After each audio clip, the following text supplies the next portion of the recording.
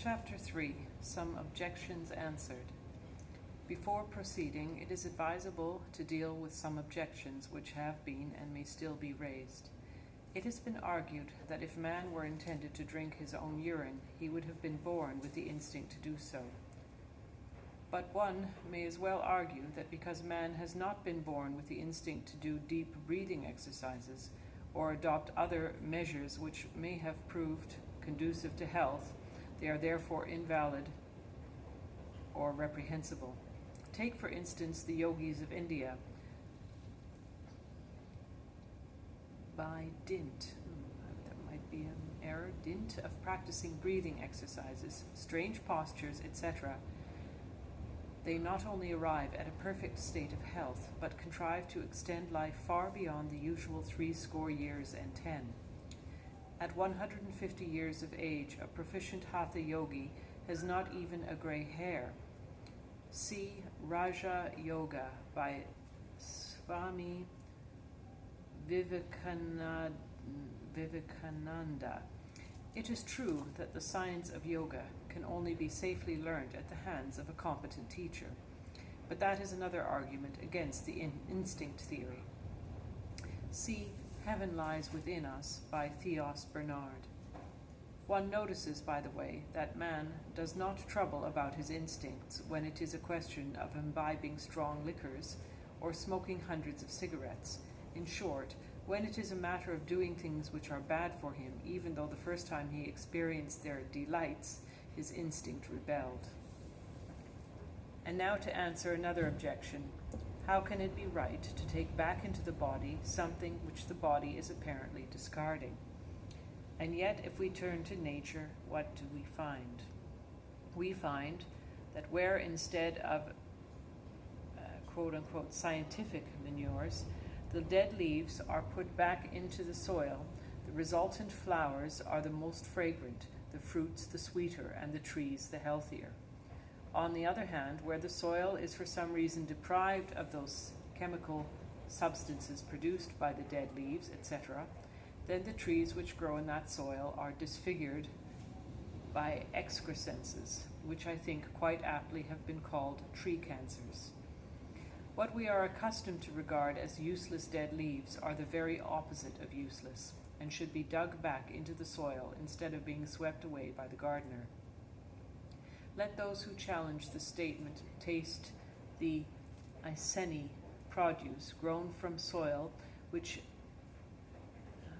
treated on the principle that all that comes from the soil should be put back into the soil, and they will soon be convinced that the principle is a correct one.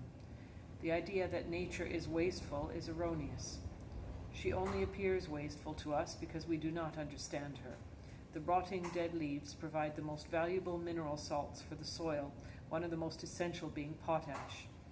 Even the ashes of burnt dead leaves and burnt wood, charcoal, are of great value. Therefore, why should a principle which applies throughout nature not apply, with certain reservations, to the human body?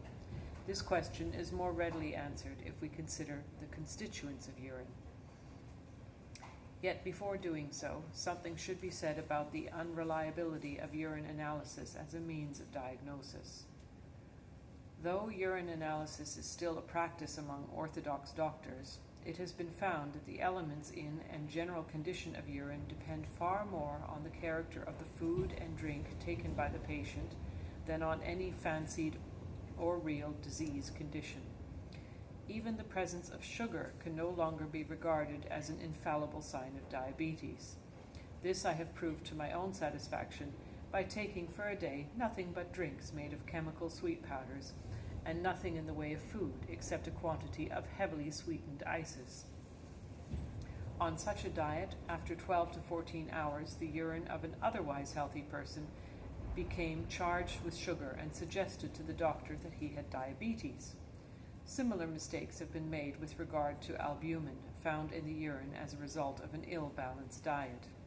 Some years ago, a friend of the writer's connected with a life insurance company had a number of prospects turned down owing to heavy deposits of albumin in their urine.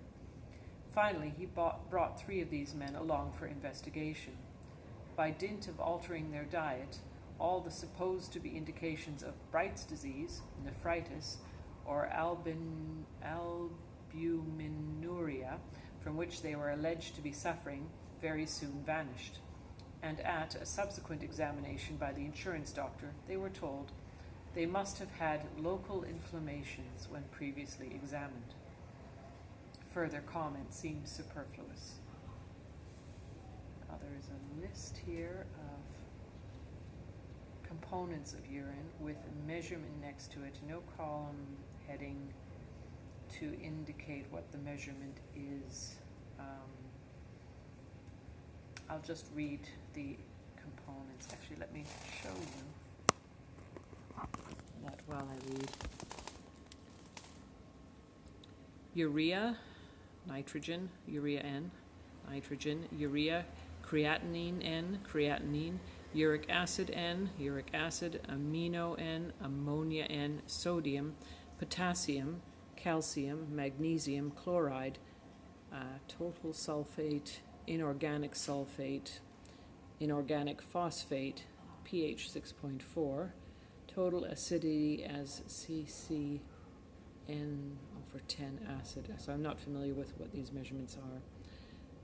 Dr. G.S. Cotton of Temple, Texas writes to me that urine also contains allontane, with its chemical expression. No mention of the valuable hormones to which Professor Jean Rostand refers is made in the above.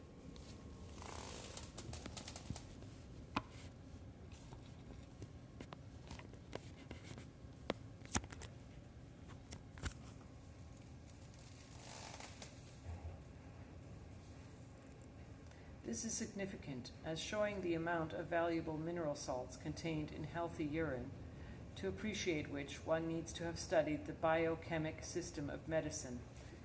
Even so, as already implied, there are wide variations in urinary composition according to the food and drinks consumed. For instance, taking 50 normal subjects, we find that whereas with the average urea N amounts to 682, the maximum amounts to 1,829, whilst the minimum is 298. As to the volume of urine passed, it varies greatly according to diet and season of the year. Also, urine passed at night is about 1/4 to 1/2 of that passed during daytime. In view of the above analysis, we may well ask ourselves the question, if the elements which urine reveals are not required by the body, then why do our food chemists and biochemists emphasize their value and declare them to be essential to the body upkeep? The idea that urine contains poisonous elements which the body is endeavoring to eliminate is based upon theory only and is not demonstrated by the facts. As survivors in open boats and rafts will drink their own urine when their water supply becomes deficient, surely if they were drinking a poisonous fluid, they would die or become very ill. Far from this being the case, the practice of drinking urine is pronounced to be harmless. But, as the medical department of the Navy pointed out in a letter to an inquirer, quote, the benefit obtained is not as great as would appear at first sight, because in dehydration the output of urine falls to a very low level, unquote. I shall comment on this later. Meanwhile, I may remark that what may be a quote-unquote poison when separated from its natural environment may not act as a poison when remaining in its natural environment. The medical profession may have been impressed when, at the beginning of the century, Charin wrote a whole book on the poisons of urine, but as Professor Jean Rostand, already quoted, has since written, quote, the time is not far off when it will be imperative to write of the blessings of urine, unquote. Indeed, as we shall see in the course of these pages, the most pregnant of all facts is the outstanding fact that urine, however thick, concentrated, scanty, and seemingly quote-unquote poisonous, it may appear at the onset of such diseases as genuine Bright's disease, influenza, and others, very soon becomes filtered and greatly increased in volume when freely imbibed. This is a fact I have witnessed together with other practitioners of urine therapy in hundreds of so-termed hopeless cases and is the best and most definite answer to the objection with which I am dealing. One other objection which has been mooted, namely by those who are wont to put their trust in the princes, quoted, of medicine, is as follows. If urine was at one time known to be such a valuable remedy, why has it fallen into disrepute? And yet those who put this question must be acquainted with the most elementary facts of orthodox medical history, which related one long series of changes of policy, changes of drugs or treatments, of fads and fashions, and exploded superstitions, of altercations, of envies, and even persecutions. Some of the strangest quote-unquote remedies have had a vogue for a few years, only to be regarded a few years later as the most disgusting and barbarous superstitions. For instance, the notorious Cardinal Richelieu was given horse dung in wine to drink on his deathbed, and not by quacks, but by men we should nowadays call qualified doctors. See Devils, Drugs, and Doctors by H.W. Haggard, M.H.D. Nor am I here giving away state secrets in alluding to the instability which characterizes the orthodox medical profession. Speaking at the King's College, Her Majesty School on October 1st, 1918, Surgeon General Sir Watson Cheney, MP, urged the students to remember, quote, "Medicine is not an exact science. A good deal of what we are being taught was not true." What they were being taught was not true. When they came to deal with life, they knew so little about the living body that they could not be dogmatic. They could only lay down the hypothesis which would hold for a day and then pass away. And just as the teachings of 70 years ago seemed to them very curious and not very sound, so it would be exactly the same 40 years hence. Unquote. The Times, October 2nd, 1918. The truth of this utterance applies every bit as much today as it did in 1918, perhaps even more so. It is no exaggeration to say that, far from being an exact science, in spite of all quote-unquote scientific tests that patients are subjected to in these days, it still remains such an inexact science that 10 different doctors have been known to give 10 different diagnoses relative to so apparently simple an ailment as persistent headaches. In the American journal Liberty, January 22nd, 1938, there appeared a significant article by a man in his late 20s who relates his attempt to get rid of this annoying trouble by consulting no less than 10 doctors in succession. At the end of his adventures, he still retained his headaches.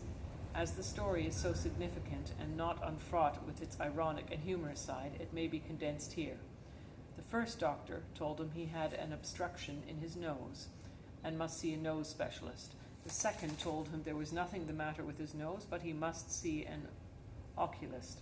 The third told him he had low blood pressure and must have injections. The fourth told him he had high blood pressure and must diet himself to lower it. The fifth told him his liver was enlarged and he must have electrical treatment. The sixth told him his liver was not enlarged, but it secreted insufficient bile. The seventh told him that his pituitary gland was not functioning properly and he must have glandular injections. The eighth told him he was suffering from intestinal poisoning and must cut down his eating and smoking. The ninth told him that he was a case of a nervous debility and he must take some pills for the trouble. The 10th told him there was nothing really the matter with him and that his headaches were just headaches. In citing this article, I am not implying that doctors are ignoramuses. On the contrary, they are so full of erudition that they cannot see the wood of truth for the trees of learning. There is one very cogent reason why sooner or later they reject the simple remedy or treatment for the complex, no matter how efficacious that simple remedy has proved to be. A final objection, which may be raised against urine intake by the fastidious, although it constitutes no argument against its therapeutical value, is that the taste must be so utterly revolting that only heroes could bring themselves to drink it. This assumption, however, is incorrect. The taste of healthy urine is not nearly as objectionable as, say, Epsom salts.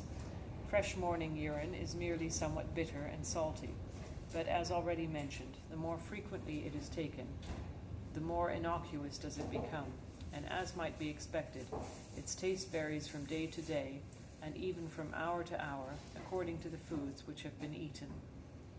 Even the urine which is passed in some serious diseases is not as obnoxious to taste as its appearance may often suggest. And now, having cited testimonials both ancient and modern as to the therapeutical value of urine, and having also dealt with the aforementioned objections, I will sum up the evidence contained through many years of practice and personal experience on the part of those who are in a position to know the real facts. Urine, on being taken into the body, is filtered.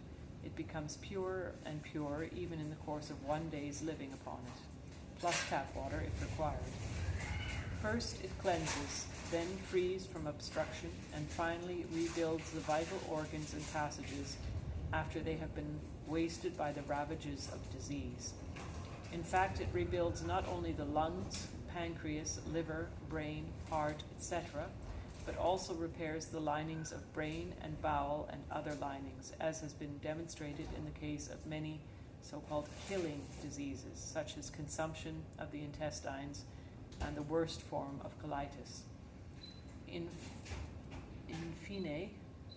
fine, it accomplishes what fasting merely on water or fruit juices, as some naturopaths advocate, can never achieve. The proof of this statement will be found in the case histories adduced in the following pages.